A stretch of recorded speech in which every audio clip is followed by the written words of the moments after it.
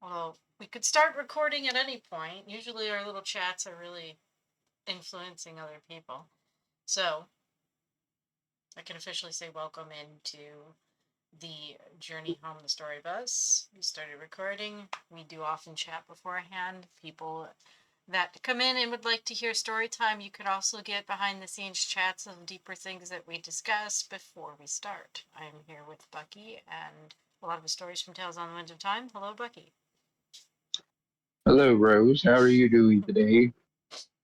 Enjoying the now, the experience for today with But what purpose. if the now is that you're enjoying your present, the now that you woke up to this morning? No, because that was a different now, but I was enjoying that one as well. I never really got that. You know that why everybody says you should enjoy the present because it's like a present. A present, a gift. But the thing is that that moment is fleeting, and so if we do not acknowledge the moment, does that mean that we're not acknowledging that it is a present? Are we neglecting a moment that could be significant in time to somebody or something, or even ourselves? I would think that by not enjoying the present, then your mind would either be on the past, so which causes depression in a lot of people, or anxiety because they would be always thinking about the future. So they're still thinking of things outside of themselves instead of enjoying the present, which we have now, because that's all we actually do have. I can't go back and retrieve Yeah, yesteryear or yesterday. I can change how I respond now to those experiences, whether it be pain, whether it be even joy, because even that's fleeting, unless I make it in myself now. And then this way in the future is better path as we go along. So that way I'm not always going, oh wait, I have to go up attain this again outside of myself so that I can get it today or tomorrow or whatever. That's just a dance between depression and anxiety. yeah, I guess. All we have is the now. Okay, Rose. So what are we doing today, Rose? Okay, as we kind of ended the last one with the journey through Mictlan, we're gonna do stage 5, the stages of the journey. And I believe we discussed doing the 9 stages as a two-parter episode. Yes. So, and we did, And go ahead. just so you know, Rose, since the when we did the 5 stages last time, and it was more of a basic like outline of what uh, Xochitl, which we finally got the pronunciation of, so we don't offend anybody.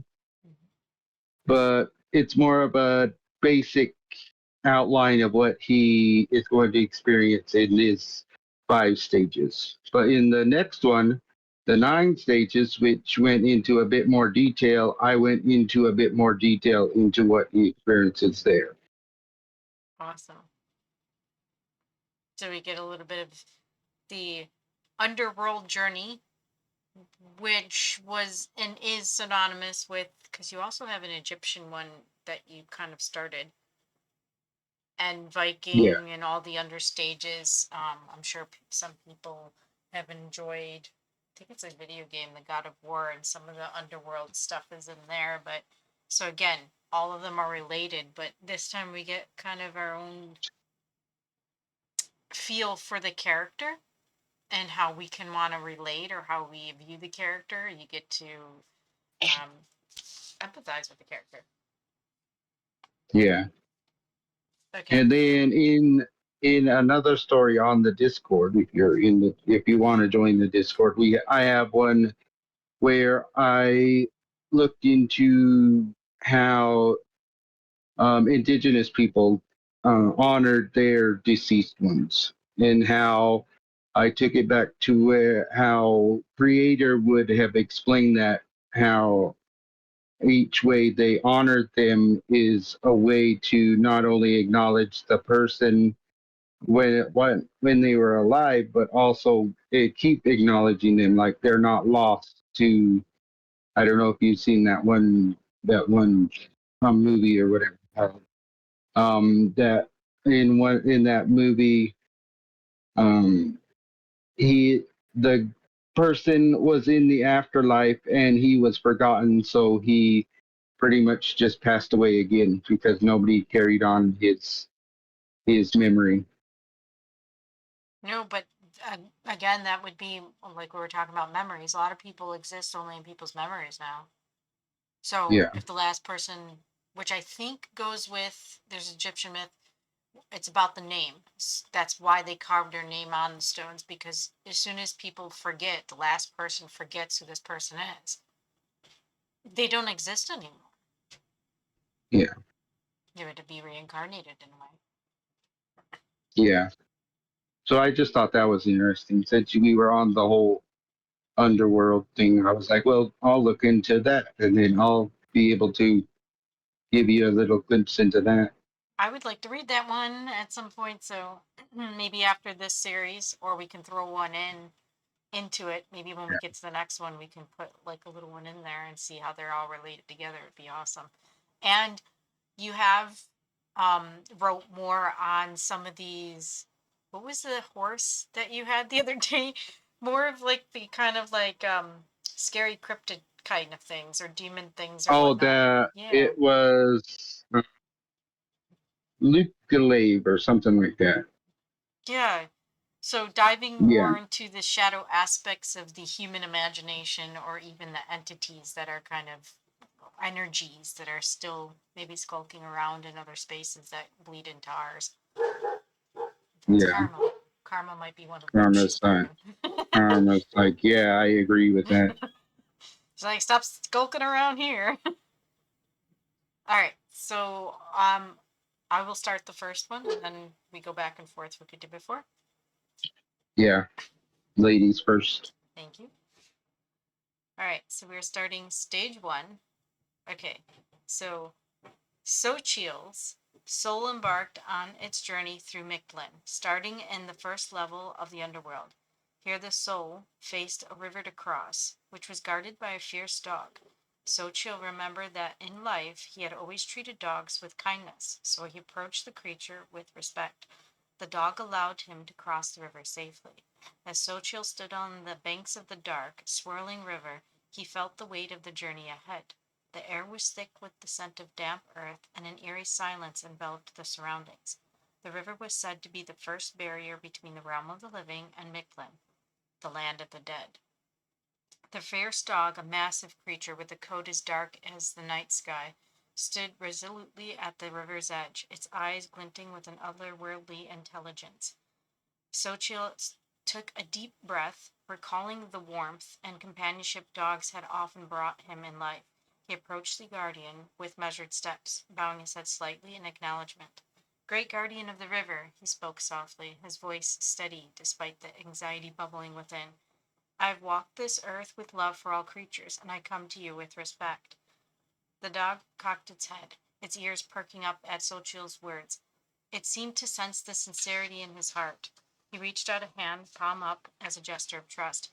The dog sniffed his hand cautiously before stepping forward, its demeanor softening. Xochitl felt a connection, a silent understanding passing between them, a bond forged through kindness. With a low growl that transformed into a gentle bark, the dog stepped aside, allowing Xochitl to approach the riverbank. The water shimmered under the dim light, reflecting ethereal hues that danced like spirits. He took a moment to gather his thoughts, then stepped carefully into the water. It was cool, almost soothing, and as he waded deeper, he felt the current tugging at his legs, urging him forward. Dog watched closely, his gaze unwavering, as Xochitl navigated the world's depths. With each step, memories flooded back, playing fetch in the sun, the wagging tails of loyal companions, and the comfort of their presence on long, lonely nights. These thoughts fortified his spirit, and he pressed forward, channeling the love he had shared with these creatures. As he reached the midpoint of the river, the water swirled more violently, threatening to pull him under. He steadied himself, remembering the bonds of loyalty and companionship that had defined his life. Channeling that strength, he pushed against the current, his heart resolute. Finally, with a final burst of effort, Xochitl emerged on the opposite bank, gasping for breath but filled with an overwhelming sense of triumph. The dog stood waiting, its eyes reflecting approval. As Xochitl stepped into solid ground, he turned to offer a grateful nod. "You have my respect and my gratitude," he said, his voice steady now. The dog barked once, a sound that resonated through the stillness, before it turned back to its post, ever vigilant, ready to guide the next soul on their journey. With the first barrier behind him, Xochitl looked forward into the shadows of Mictlan, his heart lightened by the kindness he had shown and received. He took a deep breath, steeling himself for the challenges that lay ahead, knowing that every step he took was a testament to the love that would guide him through the darkness.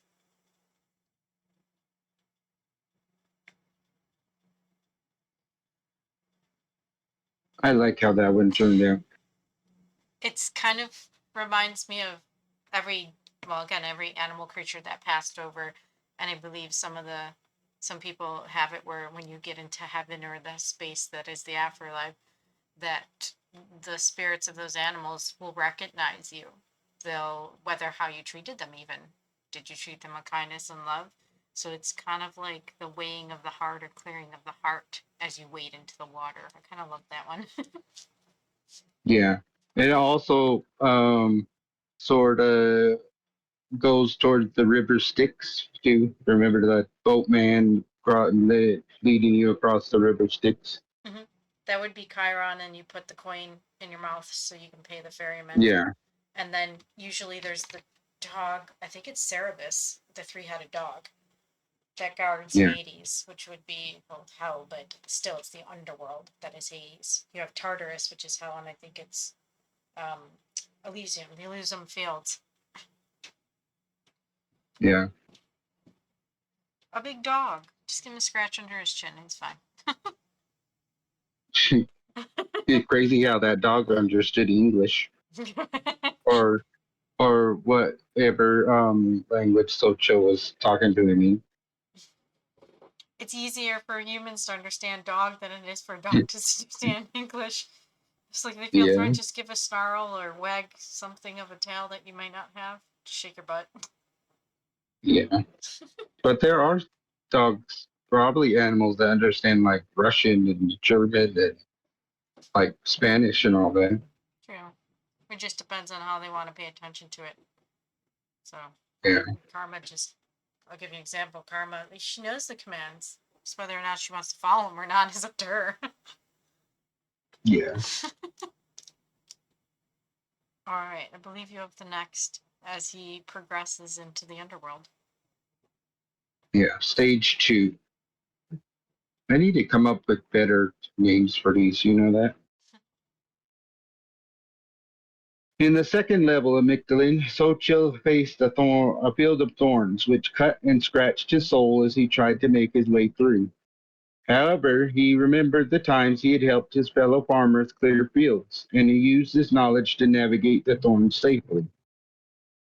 As Xochitl stepped into the second level of Mictlan, he was immediately struck by the sight of a vast, desolate expanse filled with sharp, twisted thorns that stretched endlessly before him. The thorns, glistening darkly in the dim light, seemed to pulse with a life of their own, as if eager to ensnare any unweary traveler. With each step he took, the sharp edges scratched at the very essence of his soul, sending ripples of pain coursing through him.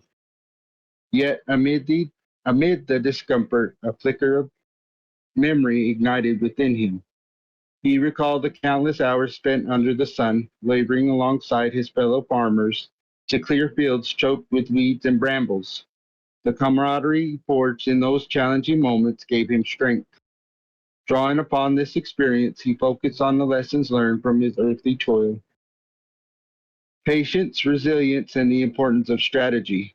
Taking a deep breath, Xochitl studied the terrain before him. He noticed patterns in the thorns. Some areas appeared less dense than others.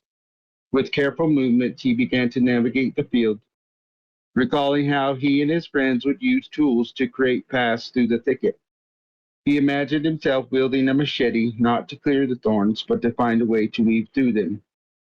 As he moved, he employed the same ingenuity he had demonstrated in the fields back home.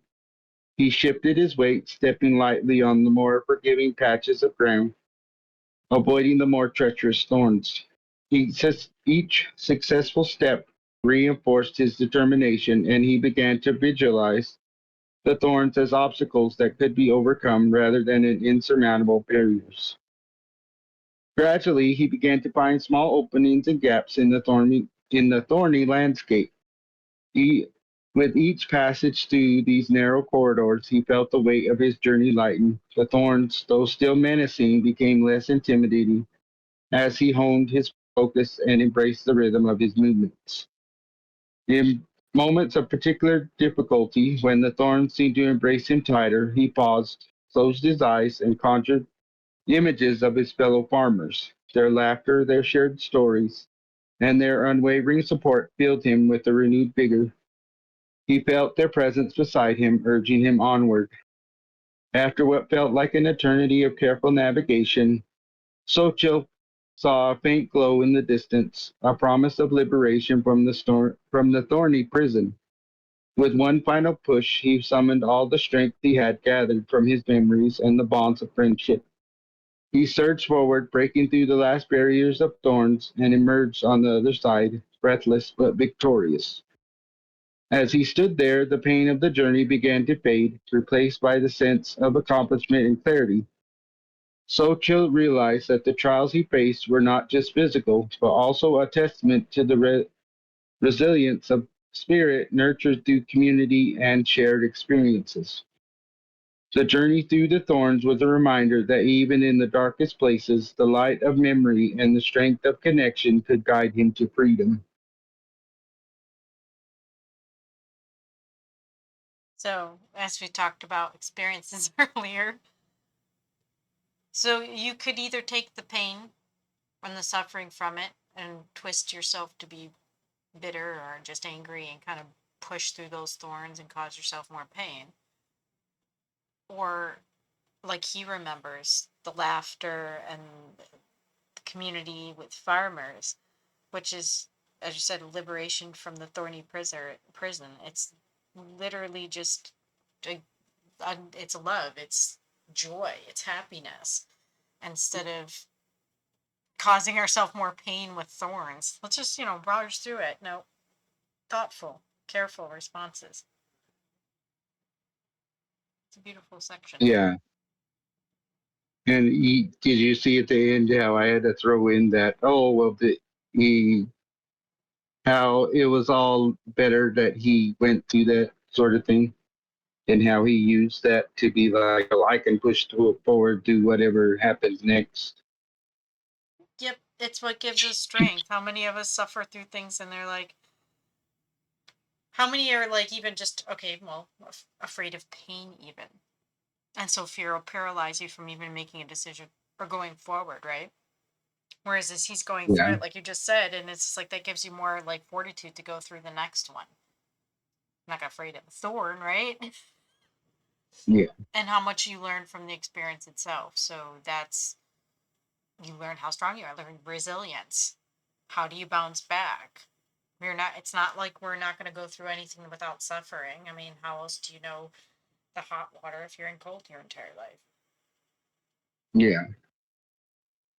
So I like that one. I do. I believe I have the next. We're on 3 already.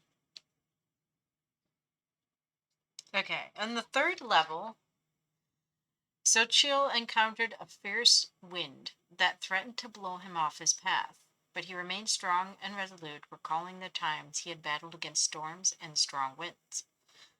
As Xochitl ventured deeper into the third level, he was greeted by a relentless torrent of wind that howled like a beast unleashed. Gales whipped around him, swirling with ferocity that threatened to uproot him from his path. Each gust felt like a living entity, pushing against him with all its might, challenging his determination and willpower. In the moments of such tumult, Xochitl drew strength from the memories of his past battles against nature's wrath. He recalled the time he had faced the tempest while crossing a vast desert, where sandstorms raged like wildfires, blinding him and stinging his skin. He remembered how he had anchored himself to the earth, finding solace in the knowledge that storms, no matter how fierce, were finite. With every clash against the wind, he felt the echoes of those experiences surge within him, reminding him of his resilience and the lessons learned through adversity. With each step forward, he bent his knees slightly, lowering his center of gravity, becoming one with the earth beneath him. The fierce winds whipped around him, threatening to topple him over, but he stood firm, each muscle in his body tensing against the onslaught. He focused on his breathing, finding a rhythm that matched the chaotic tempo of the storm. In his mind, he visualized himself as a sturdy tree, roots deeply embedded in the ground, swaying but never breaking. As the winds howled, Xochitl's resolve only strengthened. He called upon every ounce of courage he had cultivated through his journey. He thought of the allies he had met along the way, those who had stood by him in their own battles against adversity. Their faces flashed in his mind, a reminder that he was not alone in this fight against nature's fury. With his heart racing and determination surging, Xochitl pressed onward, each step a testament to his unwavering spirit. The world around him blurred as he focused solely on the path ahead, the wind becoming a mere backdrop to his unyielding will. He embraced the storm as part of his journey, knowing that every struggle he faced was a vital chapter in the story of his life. As he traversed the tempestuous landscape, the winds began to shift, no longer a foe, but a companion guiding him forward. Xochitl, with every fiber of his being, understood that the fierce winds were not meant to deter him, but to test his mettle and hone his resolve. With newfound clarity, he pressed on, ready to face whatever challenge awaited him in the heart of the storm. To the heart of the matter. To the heart of the matter. The matter that which is sand and storm and wind. Yeah. I um, wonder what the wind part of it represents. Is that like sort of like um you may be blown one way, but you need to stay resolved in what you believe and you'll be able to make it through, or how, what do you think?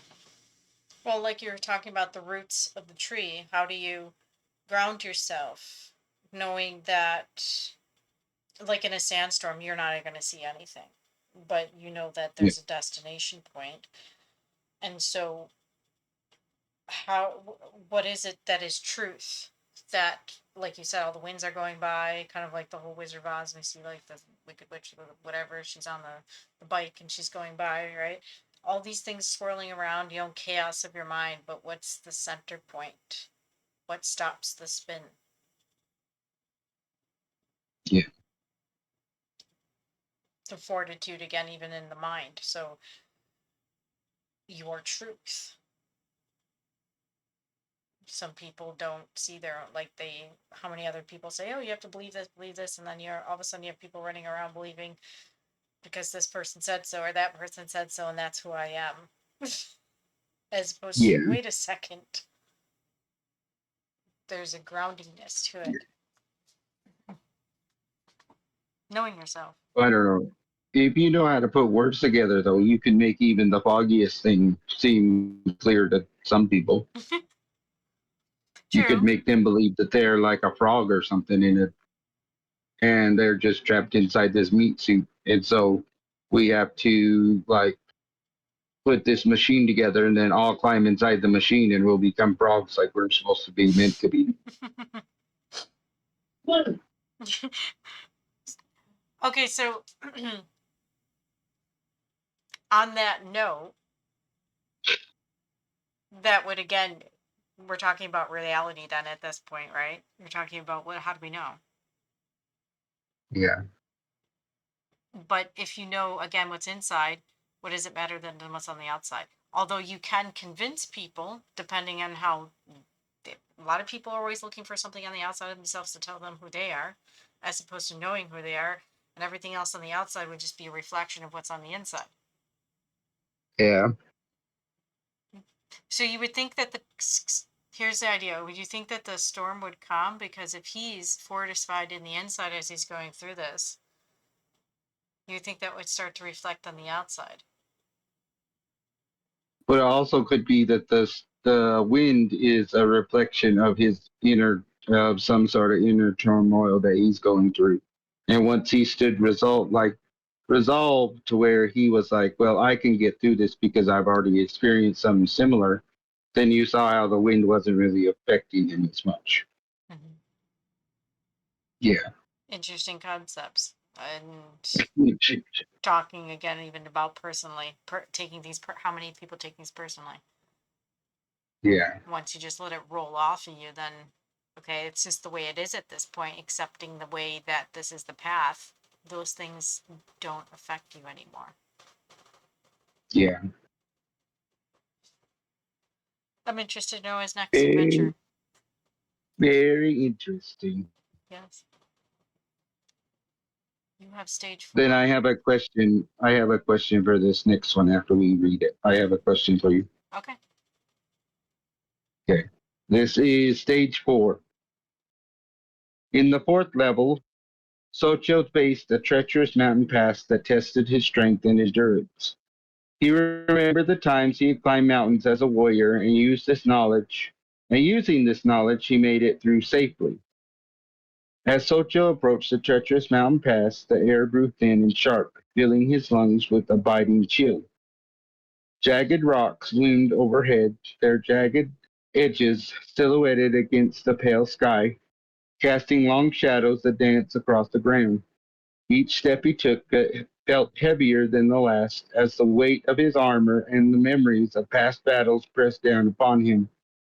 He recalled the countless times he had ascended mountains in his youth, training under the watchful eyes of seasoned warriors. Those memories surged through him like a powerful tide, reminding him of the resilience he had built over the years.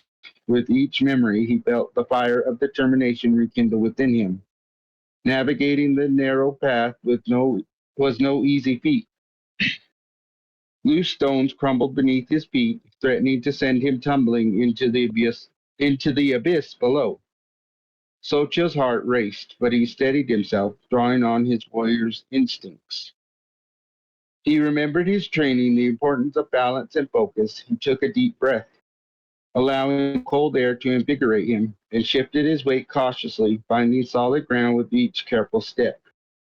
As he climbed higher, the wind howled around him, a cacophony of nature that seemed to mock his efforts. Yet he pressed on, envisioning the summit as a beacon of hope. With each upward stride, he could hear the echoes of his comrades, their laughter and encouragement resonating in his mind, urging him to push through the adversity. Finally, after what felt like an eternity, Xochitl reached a plateau, a moment of respite amidst the chaos of the climb. He stood there, chest heaving, gazing out breathtaking, at the breathtaking landscape below. The valley stretched endlessly, painted in hues of green and gold, a stark contrast of the stark gray of the mountain. In that moment, he understood that the journey was not just about conquering the mountain, but about conquering the doubts within himself. With renewed vigor, Xochitl continued on, knowing that the treacherous mountain pass had not only tested his strength and endurance, but had also forged him into a more formidable warrior. Each challenge he faced along the way was a step toward his destiny, and he would emerge from this trial stronger than ever.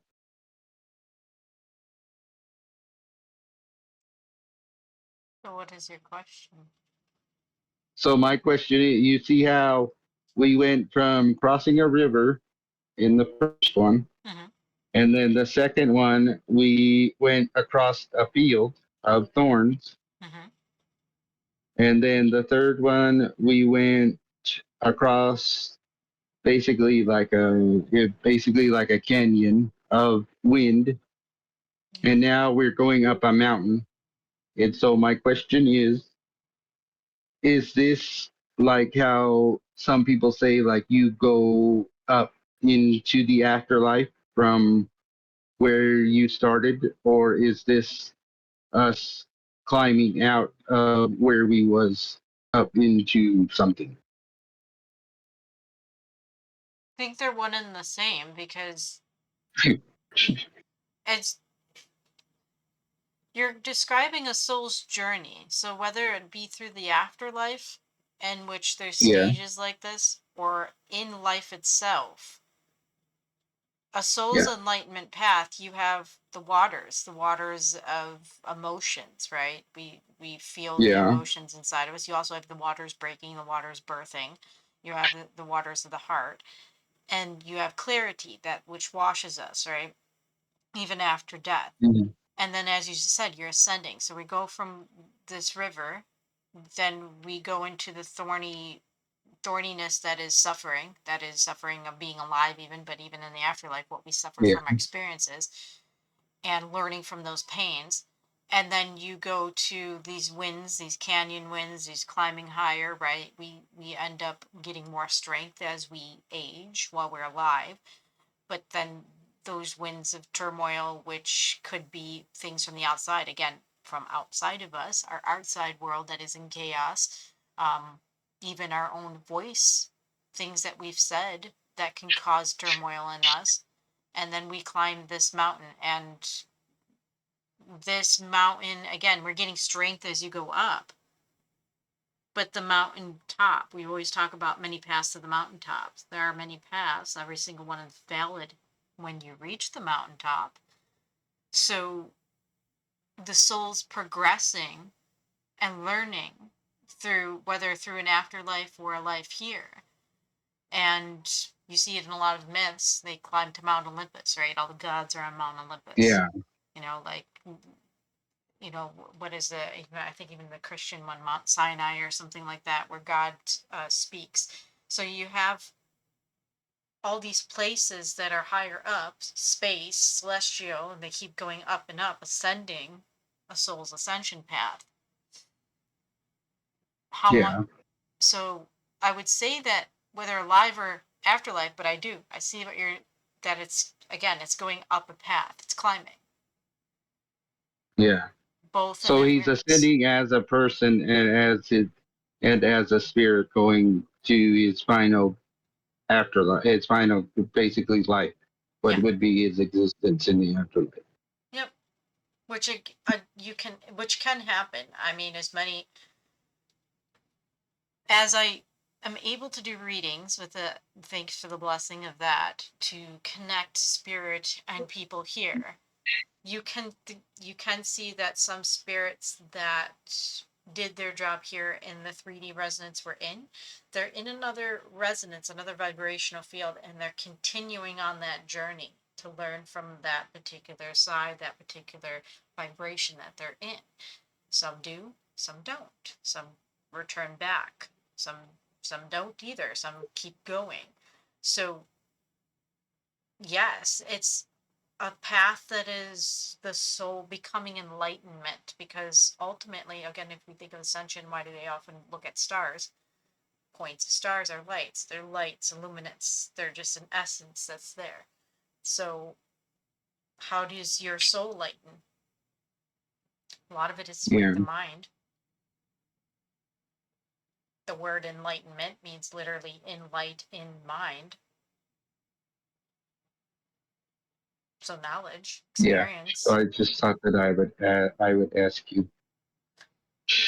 I see that. I see that he's going through stages again. And it's funny because in Egyptian mythology, the afterlife, the Book of the Dead, is, it gets to the weighing of the heart ceremony, but there's this map, there's maps there, right? So it's basically your soul going through the same thing, a journey of growth. It's learning how, it's still growing, but it's learning what life's purpose was about. And sometimes people don't get that until after they've already crossed over. They've crossed the stream of forgetfulness, sometimes it's called, the river. So Yeah. So do you know how to say the long name in the next one? now, Moot long to Xochitl, Is that Mictlan Xochitl. Mictlan to chill? Probably to chill. No, Mictlan to no, it's the American pronunciation. I'm looking at it right now. It's Muhkt Mutlan Laan 2, which would be TUH, and then Coot Lee.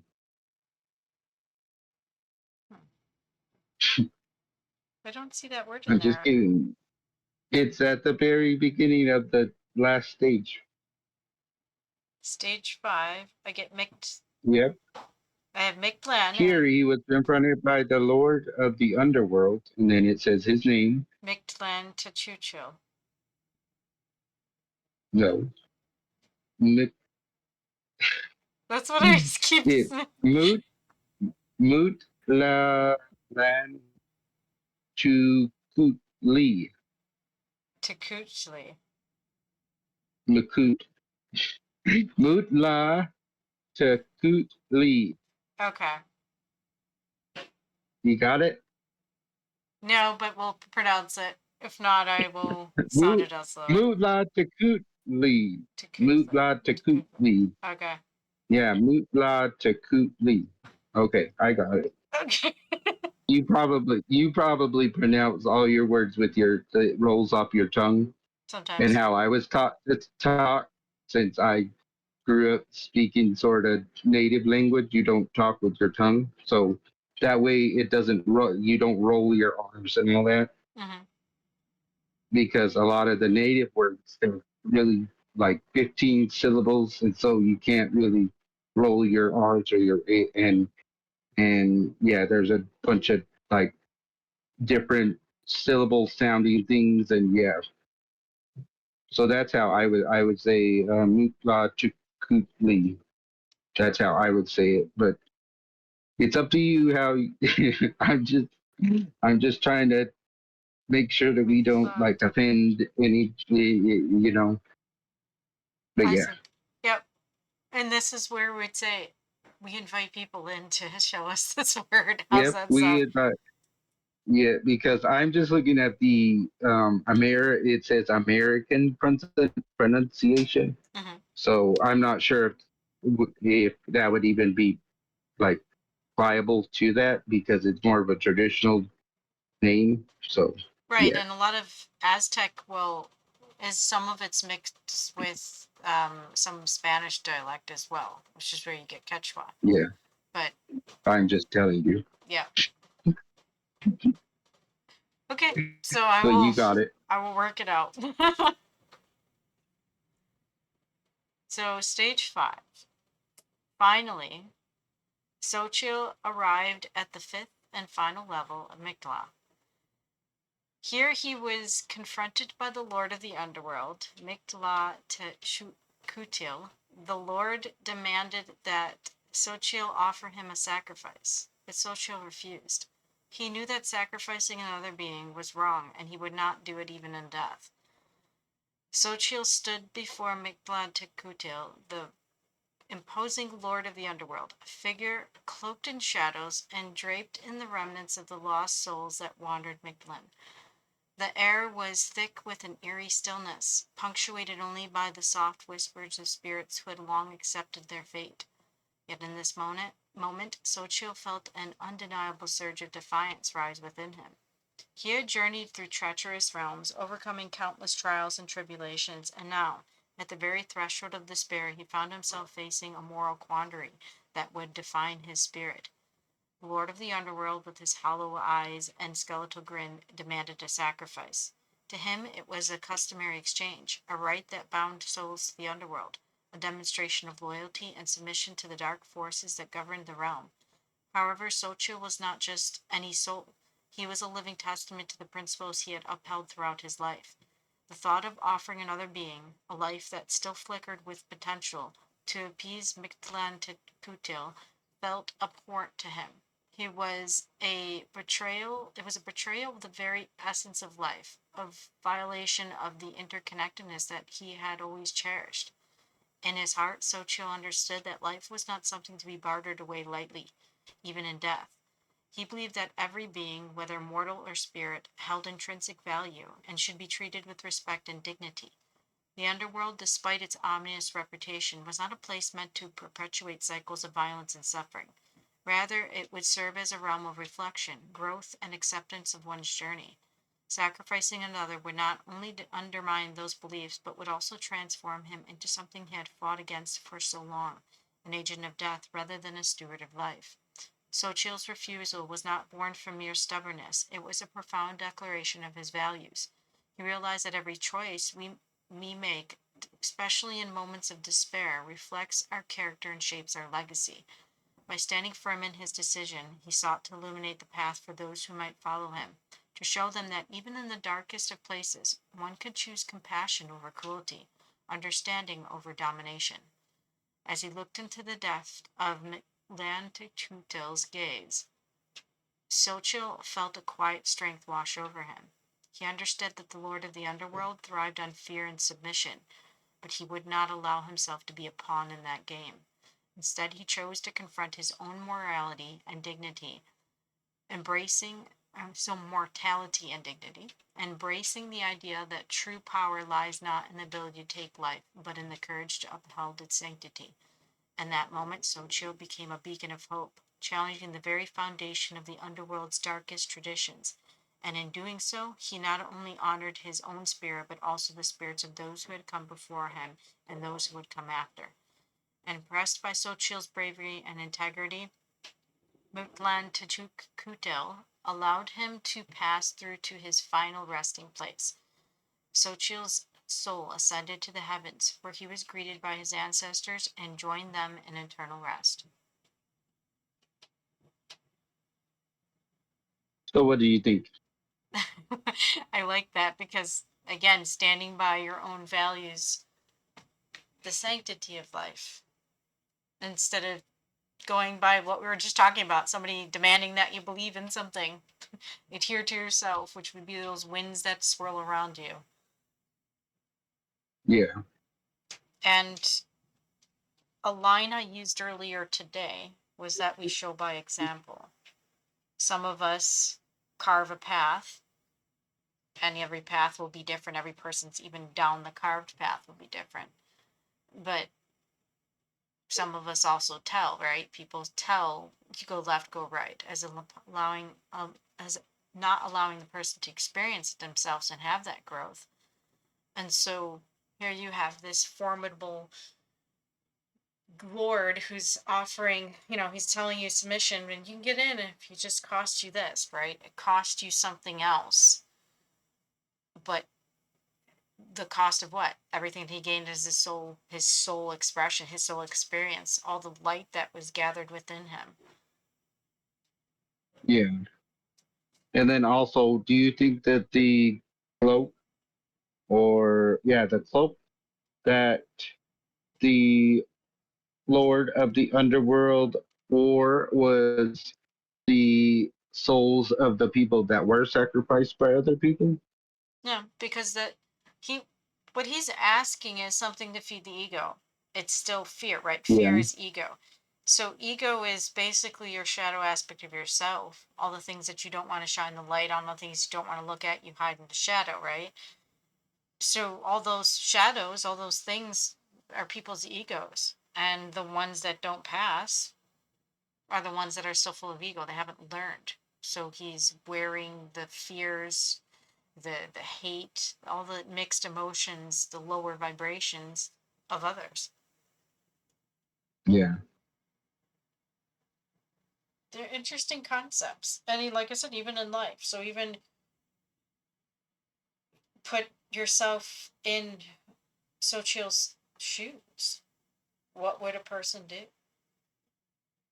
yeah. Because you could apply it to either side, either because you always strive to be the best person that you can while you're alive. And so going through these stages, he took all the things that made him the best person that he could be in life, from his friend, from helping his friends, to being kind to animals, to no to learning from other warriors to all the other things that we talked about in all the previous stages.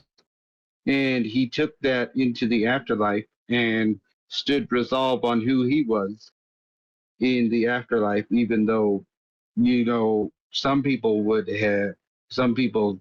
probably would have made it to the final stage and actually sacrificed another person because they felt, oh well, that's what usually has been told happens, or what I'm being asked of. So since he rules the underworld, I would have to go with whatever is the norm here without thinking that they could choose something different.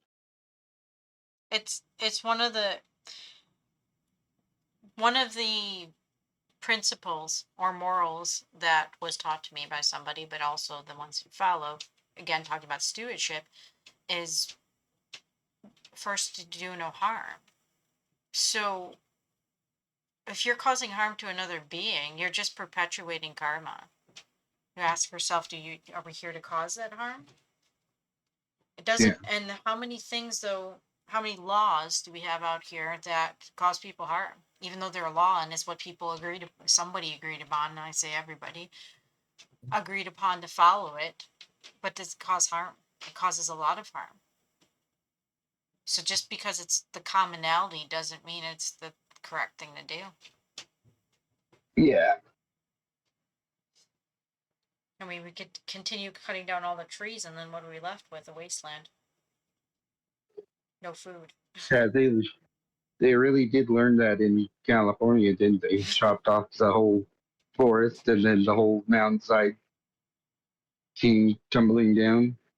It's why even in the rainforest in Amazon in the jungles, they're clear cutting it, but yet they can't. People who are living and clear cutting it and living in those bigger cities can't figure out why there are landslides, because you cut Yeah, down the trees that would stop and soak up the water that would stop that landslide from occurring.